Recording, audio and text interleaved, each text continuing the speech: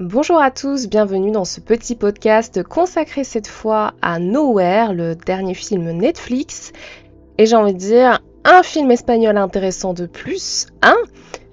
Déjà, le scénario est hyper intéressant de base, donc pour ceux qui n'ont pas suivi, il s'agit d'une femme enceinte et de son conjoint qui quittent un pays totalitaire et en fait, ils se retrouvent à fendre la mer sur un cargo clandestin en direction de l'Irlande, qui est alors un pays libre.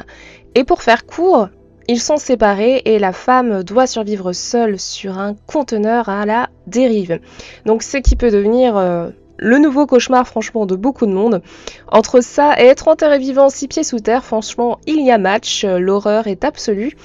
Et c'est vrai que l'histoire aurait pu être une analyse dystopique d'un pays devenu totalitaire, mais ici c'est pas tant développé que ça non plus. En fait, c'est plus un contexte qui sert de prétexte malin et astucieux pour précipiter l'héroïne dans une situation vraiment inextricable et complètement incongrue. Et franchement, c'est un bon choix scénaristique, je trouve. Ça rajoute davantage de tension qu'une, tout simplement, je sais pas, un scénario lambda comme une croisière virant en cauchemar, par exemple. Ce que j'apprécie aussi dans Nowhere, c'est qu'on a un maximum de tension puisqu'elle monte crescendo. Et ça, c'est assuré par tout un tas de drames successifs en overdose, j'ai envie de dire même. On a des pertes et des souffrances en cascade, notamment pour la protagoniste. Donc le couple en question a perdu leur première fille. Évidemment, juste derrière, il faut qu'elle se retrouve séparée de son conjoint, après séparée du reste du groupe de réfugiés. Sa grossesse qui va devenir de plus en plus compliquée car elle approche de son terme. Et bref, le nombre d'obstacles qui s'amoncellent pour elle est juste hallucinant, et c'est vrai que ça fait un petit peu surenchère et overdose de catastrophe, mais écoutez, on est venu voir un film catastrophe de survival et c'est ça qu'on veut. Bon, c'est vrai que d'un autre côté, c'est pas extrêmement subtil de vraiment entasser comme ça les coups de malchance, j'ai envie de dire, mais ça participe, c'est vrai, au côté un peu Wonder Woman qui n'est pas hyper réaliste.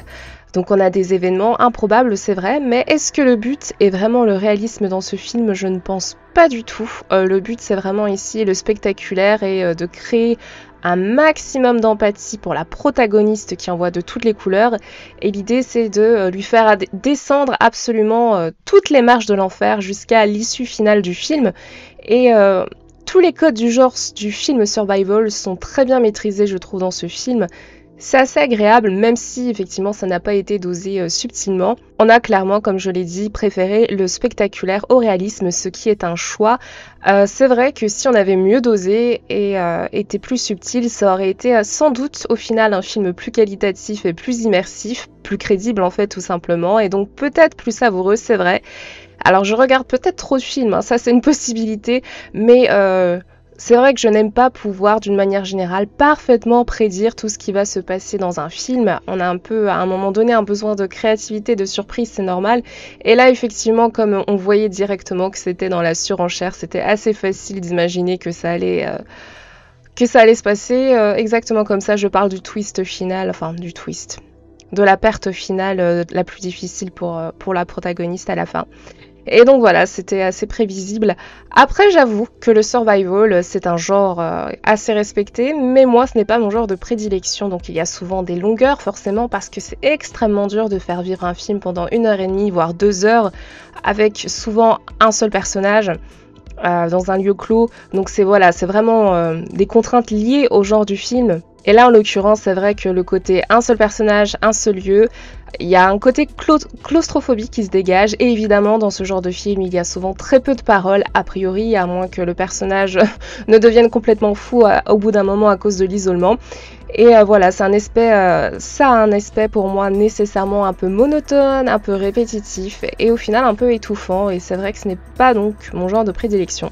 Donc c'est encore un compliment pour le film si j'ai quand même apprécié le regarder parce que j'ai trouvé qu'il y avait une bonne maîtrise du rythme.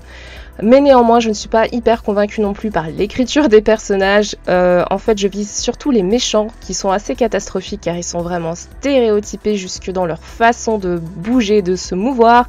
Alors ils bougent comme des méchants, ils ont des looks de méchants, des regards de méchants, des coupes de cheveux de méchants même. Donc c'est assez caricatural. Et on retrouve encore ce manque de subtilité à ce niveau-là. Mais le spectateur, je persiste à le dire, est intelligent. Donc on n'a pas besoin de t-shirt clairement où c'est écrit méchant méchant dessus pour les méchants. Il arrive assez nettement à identifier sans faire, toujours dans la surenchère. En revanche, l'actrice principale tient bien la barre, sans mauvais jeu de mots, et en revanche, elle livre une performance clairement respectable, et c'est franchement hyper important parce que il faut qu'elle parvienne à rendre le personnage sympathique et à susciter le maximum d'empathie, parce qu'obligatoirement on la regarde pleurer et hurler à la mort pendant presque 2 heures. Donc en gros l'actrice doit être quand même suffisamment, elle, subtile, surtout quand le scénario ne l'est pas particulièrement, pour nous offrir de la variété dans son jeu.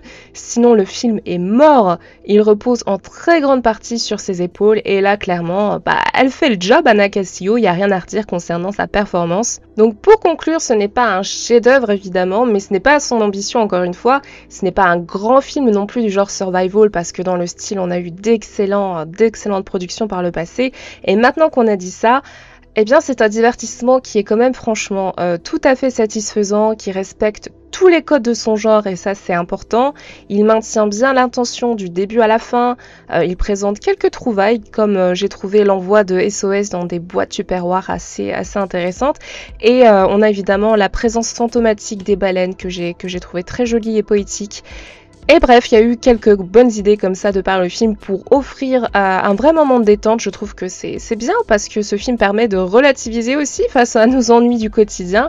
Et paradoxalement, ça peut détendre de regarder pendant 1h45 une personne aller de souffrance en torture, que ce soit physique, psychologique. Donc bref, il faut laisser une chance au film Nowhere, production Netflix, qui est quand même très sympa. Et si on cherche une soirée détente sans prise de tête, eh bien je pense que c'est le film idéal. Voilà, n'hésitez pas à me dire dans les commentaires ce que vous en avez pensé. N'hésitez pas aussi à me faire une petite liste si possible de vos films survival préférés. Vous savez à quel point j'adore les listes.